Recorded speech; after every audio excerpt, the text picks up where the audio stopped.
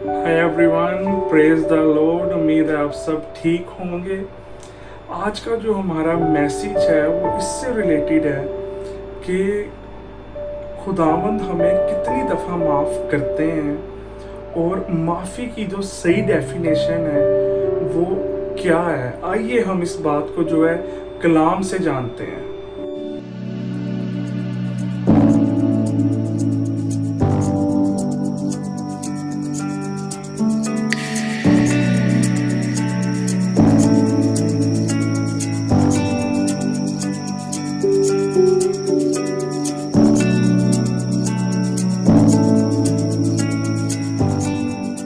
हमारे ग्रुप में एक मेंबर है, उन्होंने मेरे से सवाल किया कि ब्रदर, खुदावंद हमें कितनी दफ़ा माफ़ करते हैं। तो पहले जो मैं बात यहाँ बताता चलूँ कि वो मैरिड हैं। तो मैंने उन्हें वो बोला, मैंने कहा आपके बच्चे हैं, तो अगर वो कोई आपके साथ या कोई आपको पता लगता है या आपके खिलाफ कोई अगर गलती करते हैं अगर, तो आप उन्हें माफ़ी देते हो या नहीं। तो उन्होंने मुझे बताया कि ब्रदर, हम तो अपने बच्चों को माफ़ करते हैं, छोटी गलती हो थोड़ा नाराज़ होते हैं, माफ़ी दे देते हैं। अगर कोई बड़ी गलती उन्होंने की है, ठीक है, तो नाराज़गी थोड़ी लंबी हो जाती है, बट स्टिल गले लगा के माफ़ कर देते हैं, क्योंकि माँ बाप हैं। हमारा दिल तो ऐसे ही, हमारे बच्चे कुछ भी करें वो हमारे लिए हमारे बच्चे हैं, हमारा खून है, तो हम माफ़ी दे देते हैं उन्हें। तो मैंने उन्हें बोला, मैंने कहा ये आपके लिए बड़ी ही एक गुड न्यूज़ है कि जैसे आप अपने बच्चों के साथ हो वैसे ही हमारा खुदा जो है वो हमारे साथ है। क्यों? क्योंकि उन्होंने बोला मैं तुम्हारा बाप हूँ। वो हमारे फादर हैं, हमारे बाप हैं। तो सेम जैसा आप अपने बच्चों के लिए सोचते हो, कर रहे हो, वो आपके लिए करते हैं।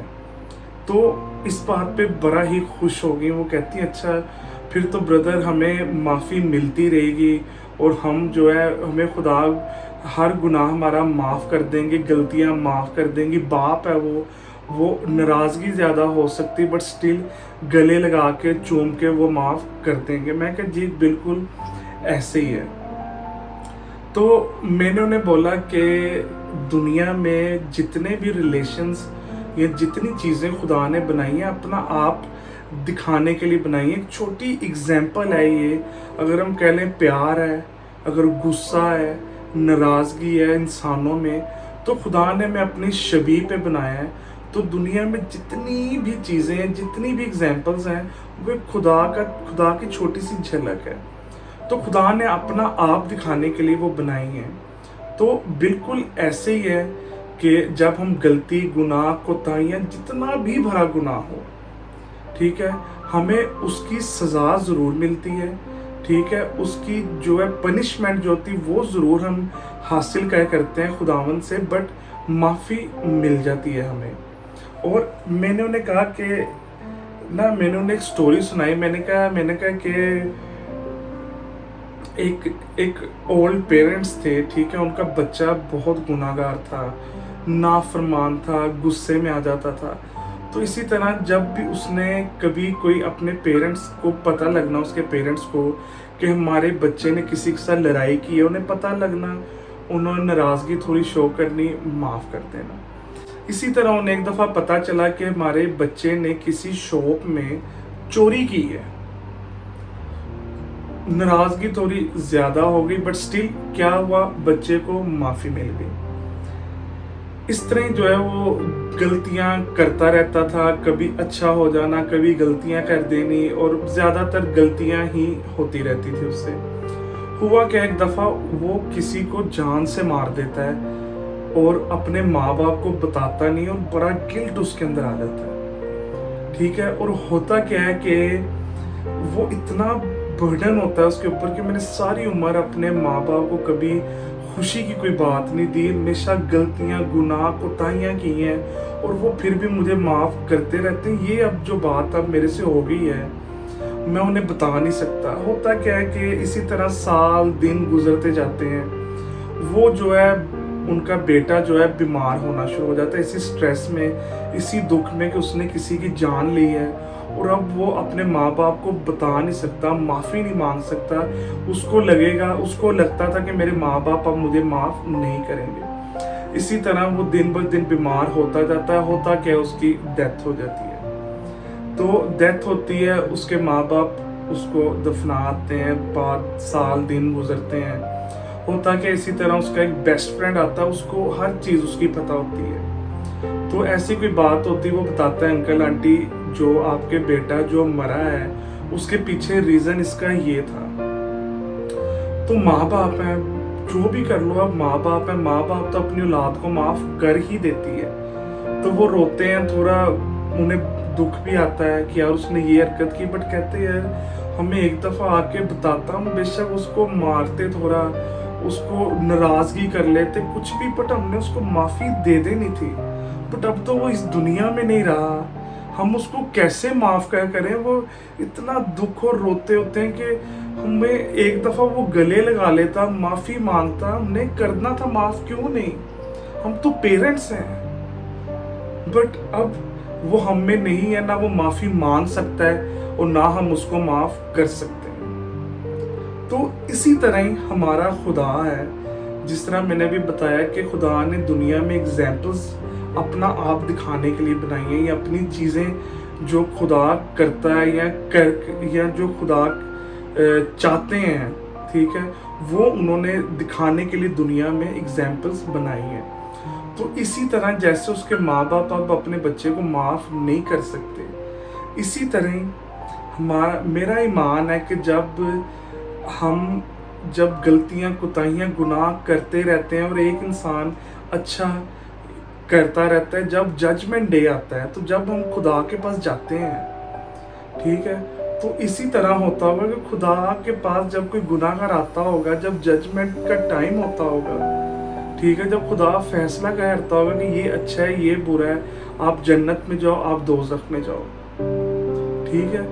मेरा ईमान है ये, मैं दिल से कहता हूँ ये, कि जब खुदा किसी को सजा देते होंगे, जब किसी को हमेशा की सजा मिलती होगी, दोज़ख में जब खुदावंद भेजते होंगे किसी इंसान को, अंदर ही अंदर वो रोते होंगे, वो कहते होंगे कि मैं ये मान रखता हूँ कि मतलब मे भी रोते भी होंगे, उनका दिल भी उदास होता होगा, वो कुर्ते भी होंगे अंदर से कि यार मैं तुझे बचाना चाहता हूँ, तू मेरी औलाद है, तू मेरा बेटा है, तू मेरी बेटी है, पर अफसोस ये यहाँ पे जो टाइम आ गया है, यहाँ पे मैं कुछ नहीं कर सकता, मैं भी यहाँ पे आके मजबूर हूँ, यहाँ पे मेरी लिमिट है, मैं यहाँ से आगे कुछ नहीं कर सकता।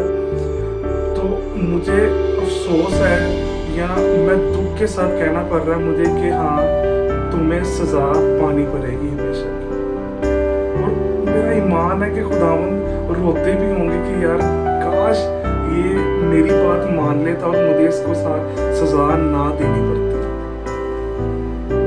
क्योंकि एक और मैं एग्जांपल देता हूँ, 2 बच्चे हैं किसी पेरेंट्स के। एक बच्चे ने सारी उम्र मेहनत करके लगन के साथ अपने माँ बाप को खुशी में बख्शी है, अब माँ बाप की खुशी का सबब बना। और दूसरी तरफ एक बच्चा जिसने बस नाफरमानी की है, गुनाह किए हैं, गुस्सा दिखाया है और कभी बात नहीं मानी। तो एट द एंड जब माँ बाप ने किसी अपने बच्चे को रिवॉर्ड देना होगा, तो ये तो नाइंसाफी होगी ना, कि वो दोनों को एक जगह पे ला के रिवॉर्ड दे दें। वो कहेंगे नहीं यार, आपने मेरी नाफरमानी की है, मैं इसलिए आपको रिवॉर्ड नहीं दे सकता यार, क्योंकि ये फिर मेरे उस बच्चे के साथ गलत हो जाएगा जिसने सारी उम्र बस कोशिश की है कि मेरे माँ बाप मेरे से खुश हों। और जब आप कोशिश करते हो ना आपके माँ बाप आपसे खुश हों, तो 100 ऐसी चीज़ें हैं जिनसे आपको लड़ना पड़ता है अंदर, आपके अंदर अपने 100 ऐसी चीज़ें आपको छोड़नी पड़ती हैं, ठीक है। 100 ऐसे काम है जो इन्हें करने के लिए आपको पूरी लगन लगानी पड़ती है, जी जान लगाना पड़ता है। फिर जाके जो आपके पेरेंट्स आपसे खुश होते हैं, उन्हें खुशी होती है कि यार ये मेरा बेटा है। वो जहाँ बैठेंगे बताएंगे ये मेरा बेटा, ये मेरी बेटी है। पर जिससे वो खुश नहीं, बताएंगे ज़रूर पर वो खुशी नहीं होगी उन्हें। वो कहेंगे हाँ यार ये भी मेरा बेटा है या बेटी है, पर जो बात मान रहा खुशी से, हाँ यार ये मेरा बेटा है, ये मेरी बेटी है, ऐसे बताएंगे, ठीक है। तो ये है इसका जवाब कि हम जब गलतियां कोताहियां इस ज़मीन पे रहते हुए हमें टाइम मिला है कि माफ़ी मांग लो। ठीक है, माफ़ी, इंसानी माफ़ी और खुदा की माफ़ी के लिए पाने के लिए थोड़ा डिफरेंस है। हम अपने माँ बाप को एक दफ़ा सॉरी कहेंगे, ठीक है, वो हमें माफ़ कर देते हैं। बट खुदा की माफ़ी इस तरह कि हमें अपना आप अंदर से बदलना पड़ता है। हमारे माँ बाप तो हमारा इनर नहीं देख सकते, बट खुदा इनर देखता है क्या कि हमें अपने आप को अंदर से पूरा तब्दील करना है कि कोई बुराई रहे ना। ऐसा नहीं है हम इंसान गलतियां नहीं करते, बट जब गलतियां होगी उन्हें वहां पे स्टॉप कर दो आप, और उस गलती को वापस मुड़ के देखो भी ना आप, और बस उस जो जहां हो गया उधर स्टॉप करके आगे से बस उस चीज को दोहराओ ना, और अपने आप को अंदर से बदल दो, बाहर से नहीं। और अंदर से बदलने के लिए टाइम लगता है, ठीक है, और टाइम हमारे पास नहीं है। अंदर जो लड़ाई होती है ना हमारे गुनाह की और अच्छाई की, उसके ऊपर बड़ा वर्क है, उसके ऊपर बड़ी लड़ाई है ये सब हासिल करने के लिए, अपने आप को बेहतर करने के लिए। तो आज टाइम है, अभी टाइम है, अभी से आप अपनी जितनी गलतियां की हैं, डजेंट मैटर कि आप ऐसा ना सोचो आपने कत्ल किया है, आपने जना किया है, आपने चोरी की है, आपने झूठ कुछ भी अगर बोला है, ठीक है, आज टाइम है, आप उस चीज को पीछे छोड़ दो, उस चीज को अपने अंदर से खत्म करो, और बिल्कुल साफ तरीके के साथ, क्योंकि खुदा दिल दिमाग को जानता है, परखता है।